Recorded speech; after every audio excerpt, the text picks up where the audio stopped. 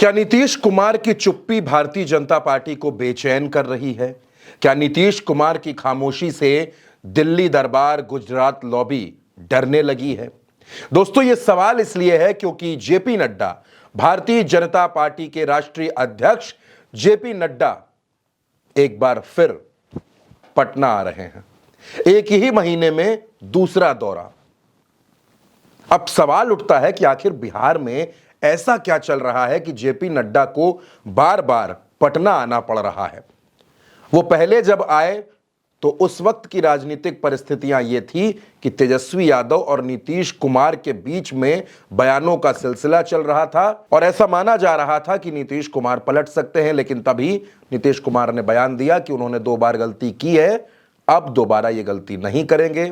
फिर तेजस्वी ने कहा कि वो 2 बार हमारे सामने गिड़गिड़ाए हैं, हाथ जोड़े हैं, तब उनको हमने अपने साथ लिया है, राजनीतिक तौर पर जिंदा किया है। एक दौरा जेपी नड्डा का तब हुआ और अब जेपी नड्डा आ रहे। कहा यह जा रहा है, जो पार्टी की तरफ से बात निकल कर आई कि जेपी नड्डा पटना में अपनी पार्टी के यानी भारतीय जनता पार्टी के सांसदों और विधायकों के साथ मीटिंग करेंगे, मंथन करेंगे और बिहार विधानसभा चुनाव की तैयारियों पर बात होगी। लेकिन दोस्तों, बिहार में विधानसभा चुनाव में अभी 1 साल से ज्यादा का वक्त है। ऐसे में सवाल यह खड़ा होता है कि आखिर जेपी नड्डा को इस वक्त हरियाणा में होना चाहिए, जम्मू कश्मीर में होना चाहिए, जेपी नड्डा को महाराष्ट्र का दौरा करना चाहिए, झारखंड जाना चाहिए, वो बिहार क्यों आ रहे हैं? बिहार में ऐसा क्या है? क्या अशोक चौधरी का दिया हुआ स्टेटमेंट भारतीय जनता पार्टी को बेचैन करने लगा है? वो समझने लगी है कि नीतीश कुमार अगर नाराज हो गए तो स्थितियां खराब हो जाएंगी। दोस्तों, बार बार यह बात सामने आती है कि भारतीय जनता पार्टी दरअसल बिहार को उड़ीसा बनाना चाहती है। भारतीय जनता पार्टी चाहती है कि नीतीश कुमार को बीमार, बुजुर्ग, असमर्थ घोषित कर दिया जाए और जेडीयू में फूट करा दी जाए, जिसका फायदा भाजपा को मिले और भारतीय जनता पार्टी बिहार में अपना मुख्यमंत्री बनाने में कामयाब हो जाए। अब जेपी नड्डा जो पटना आ रहे हैं, जो उनका दौरा है, इसको लेकर वरिष्ठ पत्रकार केपी मलिक से भी मैंने सवाल पूछा, क्योंकि जरूरी है कि जनता के सामने पूरी बात जानी चाहिए। केपी मलिक ने क्या कहा वो भी आप सुनिए। बात करते हैं, अब उसको पकने में देर है।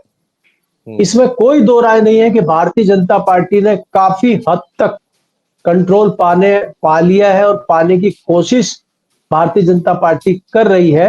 लेकिन आज भारतीय जनता पार्टी इस स्थिति में नहीं है कि तत्काल नीतीश कुमार को मात दे सके। यहां रीजन यह है कि नवीन कुमार के पास उड़ीसा में कोई दूसरा ऐसा सहयोगी नहीं था, कोई ऐसा टूल नहीं था जिसका वो सहारा ले सके।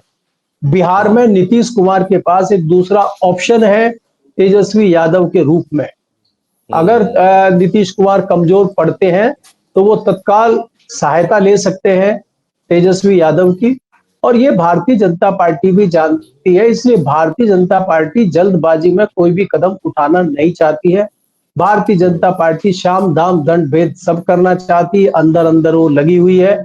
आपको पता है उनके जो तोते हैं, तोता, मैना, गिद्ध सब लगे हुए हैं। सीबीआई, जब सीबीआई, ईडी और इनकम टैक्स से काम नहीं चला तब एनआईए की सेवा भी बिहार में ली जा रही है। आपको याद होगा नीतीश कुमार के एक मंत्री हैं, उनके यहाँ एनआईए के छापे पड़े थे। दिल्ली में जो तमाम उनके आईएएस लोग हैं उनके यहाँ ईडी के छापे पड़ रहे हैं। तो ये चारों तरफ से घेरने की जो एक कोशिश हो रही है, उसके तहत ये है कि नीतीश कुमार और उनके लोगों को लग गया है कि भारतीय जनता पार्टी हमारे साथ कुछ इस तरह का करने जा रही है। लेकिन एकाएक तोड़ने की मजबूती उनके अंदर भी नहीं है। नीतीश कुमार को कहीं ना कहीं ये डर सता रहा है कि मैं अगर कोई इस तरह का एक्शन लेता हूं, कहीं पार्टी ना टूट जाए, और पार्टी का अगर बड़ा हिस्सा टूट जाता है तो नीतीश कुमार खत्म हो जाएंगे। तो इस डैमेज को कैसे कंट्रोल किया जाए? दूसरा, भारतीय जनता पार्टी लगातार प्रेशर बनाने के लिए, नीतीश कुमार को अपने से दूर ना होने देने के लिए इस प्रयास में लगी हुई है। यही कारण है कि मेरे ख्याल से 7 सितंबर को 2 दिन के लिए नड्डा गए थे और परसों शनिवार को फिर जा रहे हैं। तो इसका मतलब ये इतनी जल्दी आज की डेट में कार्यवाहक अध्यक्ष का बार बार बिहार जाना और पार्टी के विधायकों की मीटिंग के बहाने से जाना, बहाना कुछ और होता है, निशाना कुछ और होता है राजनीति में, ये आपको पता है। तो मुझे लगता है ये कहीं ना कहीं डैमेज कंट्रोल है। आप देखेंगे तमाम जो मीटिंगें हो रही है, मुख्यमंत्री के नाते जो मीटिंग नीतीश कुमार कर रहे हैं उसमें दोनों उप मुख्यमंत्री नहीं आते हैं। जहां भारतीय जनता पार्टी के दोनों उप मुख्यमंत्री या इनके मंत्री आते हैं वहां जेडीयू के मंत्री नहीं जाते हैं। दूसरा, जहां नीतीश कुमार कोई ऑफिशियल मीटिंग करते हैं वहां पे इनके मंत्री नहीं आते। तो ये जताता है कि तालमेल कहीं टूटा हुआ है और तलखी बढ़ी हुई है। अब दोस्तों, जेपी नड्डा भारतीय जनता पार्टी के वो अध्यक्ष हैं जिनका कार्यकाल जनवरी में खत्म हुआ, जून में एक्सटेंशन मिला, लेकिन अभी तक वो अध्यक्ष हैं। बिहार में चुनाव अगले साल होना है, जाहिर सी बात है कि तब तक जेपी नड्डा अध्यक्ष नहीं रहेंगे, अध्यक्ष बदल जाएगा। लेकिन जेपी नड्डा बिहार में जिस तरह से आ रहे हैं, दौरे कर रहे हैं, मीटिंग कर रहे हैं, उसको देखकर तो ऐसा लगता है कि बिहार का चुनाव कहीं महाराष्ट्र और झारखंड के साथ ही ना करवा लिया जाए। क्योंकि नीतीश कुमार भारतीय जनता पार्टी से इन दिनों बड़े नाराज हैं। भले ही नीतीश कुमार कुछ बोल नहीं रहे, खामोश हैं, चुप हैं, लेकिन नाराजगी तो है। नाराजगी इतनी ज्यादा है कि डिप्टी सीएम विजय सिन्हा को मीटिंग में नहीं आने दिया।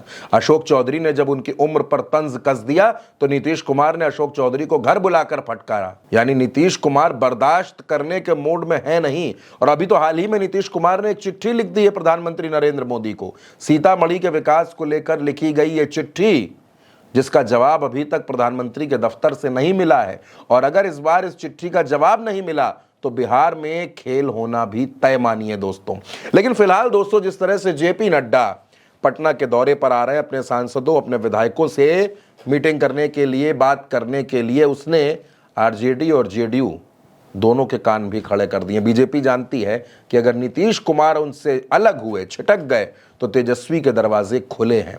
यानी भारतीय जनता पार्टी हर कदम फूंक फूंक कर रखना चाहती है। बीजेपी ये भी नहीं चाहती कि कहीं से कोई गलत मैसेज चला जाए, और बीजेपी ये भी नहीं चाहती कि बिहार में वो कमजोर रहे। यानी दो नावों पर सवारी करने की स्थिति में भारतीय जनता पार्टी बिहार के अंदर है। और बिहार में इसका नतीजा क्या होगा, ये फिलहाल आगे चलकर चुनाव में तय होगा। लेकिन सियासी सरगर्मियां और राजनीतिक हलचल कुछ ऐसी है कि बिहार में कभी भी कुछ भी हो सकता है, कभी भी खेला हो सकता है।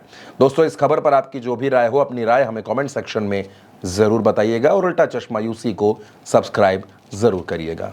आम जनता तक माइक पहुंचाने वाली देश की पहली महिला पब्लिक रिपोर्टर प्रज्ञा मिश्रा जी एक ब्रेक के बाद सड़कों पर दोबारा लौट रही हैं। जल्द शुरू होने जा रहा है सरल, संपूर्ण, सच्चे शो कटिंग चाय का सीजन 2।